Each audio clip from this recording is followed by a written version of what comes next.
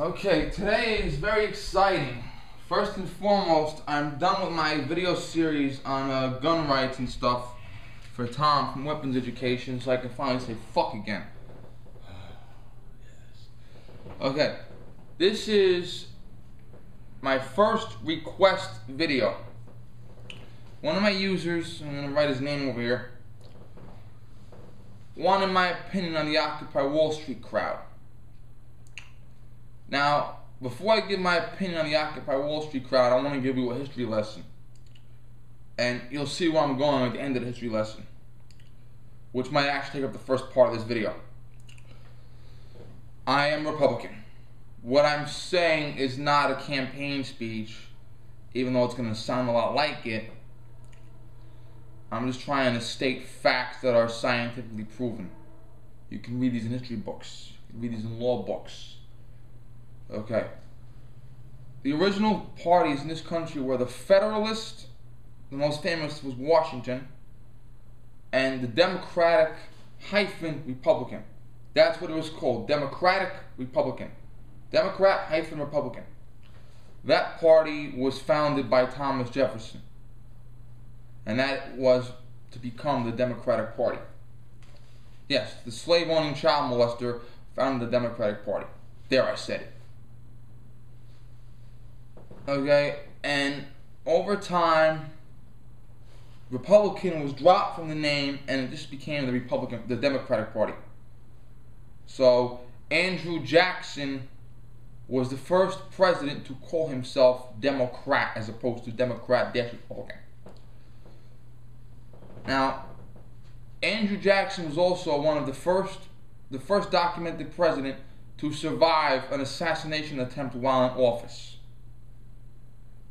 Someone took two pistols, which were back then flintlock, muzzle loading pieces of shit, and tried to kill Andrew Jackson.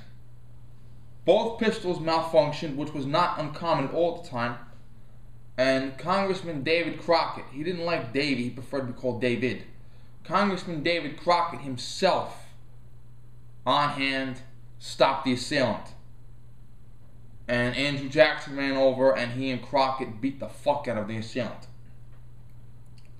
Now, just because David Crockett helped stop an assassination attempt against Andrew Jackson should not by any stretch of the imagination be construed as he's Andrew Jackson's best friend.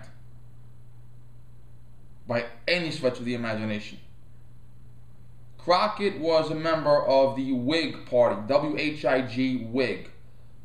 The Federalist had disappeared. The Democratic-Republican Party became just the Democratic Party. The Whig Party is the other party in this day. Crockett was a congressman, and I forget the year, he went up against everybody to vote against Andrew Jackson's forced Indian removal proposal. Andrew Jackson proposed every single Native American, some of them have been on the land for thousands of years before Christ, be forcibly moved from one side of the Mississippi to the other side of the Mississippi. They were flat out told to move. If you don't move, you're going to be declared hostile. And that means the army's going to come after you. This would never ever stand up today. Never in 10 million years would this stand up today. No modern president could ever say this group of people has to move. Under any circumstances could it happen today. Crockett, for whatever reason, I don't know if he believed in the Constitution, I don't know if it was just his conscience. Crockett got up and made an empowering speech, and he voted against Andrew Jackson. He wanted to allow the Native Americans to stay on their land. Voting against Andrew Jackson back then was like punching out God. Andrew Jackson was the most powerful figure in the history of the world at the time, and Crockett committed political suicide by going against him. Crockett was being groomed to one day run for president. He was voted out of office because Andrew Jackson's forces were so powerful. He ended up moving to Texas, dying there, etc., etc. But Crockett got up and stood up on the belief to defend the Native Americans, knowing it will cost him his job. Maybe Congress should take a look at that aspect of life. And the Forced Indian Removal Act happened. The Native Americans were forced on death marches that were reminiscent of what we call today the Nazis. And to this day, no Native American alive today has ever touched a $20 bill.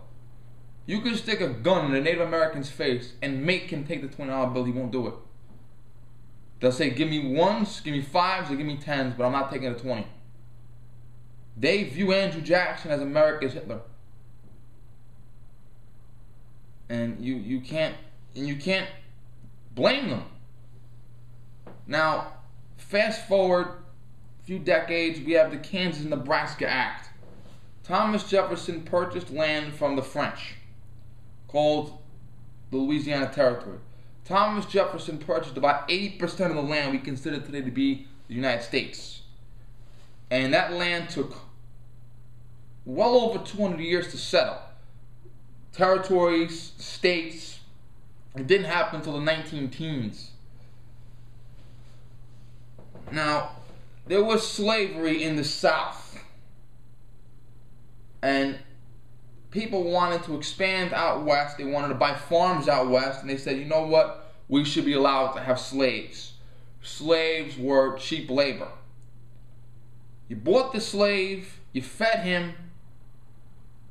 If you wanted more slaves, you got a woman and a man together to make a baby. The baby was your slave too. You don't have to pay slaves. You don't have to give them health benefits. You don't have to give them paid vacation time. You don't have to give them retirement benefits, 401k. So slaves were very, very cheap labor. Not exactly polite by today's standards, but slavery was a form of cheap labor. We think of it as horrifying today, but that's the way it was back then. The Democratic Party demanded slavery be allowed in the Western territories. They demanded it. The Whig Party, David Crockett's party, Crockett's dead at this point. This is decades later. This is a few decades later. Some Whigs were, slavery is such a tradition, we don't want to go against it. Some Whigs were like, we're not powerful enough to go against it. Some Whigs were like, slavery should be optional. We shouldn't force anybody to go at our beliefs. And some Whigs were disgruntled by this. So some Whigs, one of them was a young lawyer named Abraham Lincoln, formed another party called the Republican Party. And they formed the party for the sole purpose of keeping slavery out of the Western territories. They didn't think they could abolish slavery. They wanted to reduce slavery and hope that slavery would suffocate out. Kind of like if this room is on fire and I close all the doors and all the windows, the fire will eventually suffocate out. They hoped to eventually suffocate out slavery. They did. They didn't do it, unfortunately, but they hoped to. Abraham Lincoln became president. The South seceded from the Union. The Civil War is its own independent history. It happened for a lot of reasons. Slavery was only one of them. Civil War ended. Lincoln was assassinated. After Lincoln was assassinated, his party, the Republican Party, decided that they should, it was in their best interest to continue the work he had started. It was decided that slavery should be officially outlawed. And that's why we have the 13th Amendment. The 13th Amendment officially ends all slavery and makes slavery a federal crime. The 14th Amendment says that you can't just let the former slaves wander aimlessly through the territory. The former slaves should be given some legitimacy. They should be made citizens. That happened with the 14th Amendment. The 15th Amendment, so every black person, every black American who claims to be descended from a slave, and there are a lot of prominent black Americans who claim slavery in their ancestry, all of them are citizens because of the 14th Amendment. The 14th Amendment says you cannot be denied citizenry because your great-great-great-grandfather was a slave. The 15th Amendment allows anyone, it was particularly targeted at black people, to vote. You cannot be denied the right to vote because of your religion or your skin color. All three of those amendments were voted on unanimously by the Republican Party. They were voted against unanimously by the Democratic Party. I'm gonna check my time. I think I went to 10 minutes. I have a little clock next to the clock. Yeah, I have time. Okay. Yeah, I'm 10 minutes. 10. Now, between 1870 on,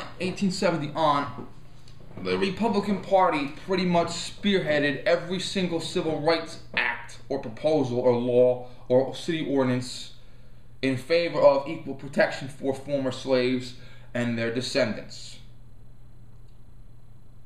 And they tried as hard as they could to propose this law, that law. Sometimes they won, sometimes they lost.